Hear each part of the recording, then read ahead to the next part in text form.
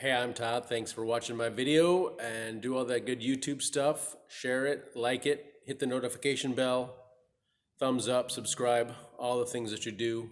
Thanks for taking the time to watch my video. Rear tab looks like that, with this pointing towards the firewall. The manifold's on this side. You can stick something in here, use your finger and push this tab over, move that way.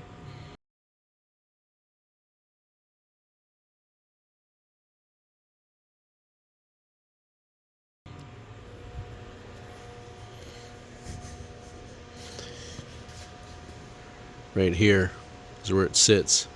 You can stick something in here maybe to hold it. 10mm nut, 10mm nut. Take those off.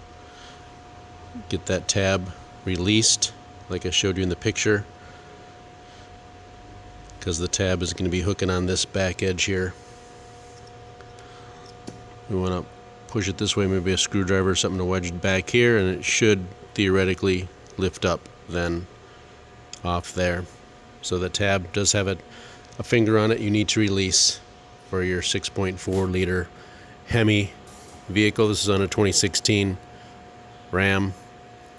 So I hope this video helps you guys out there with that rear wiring harness.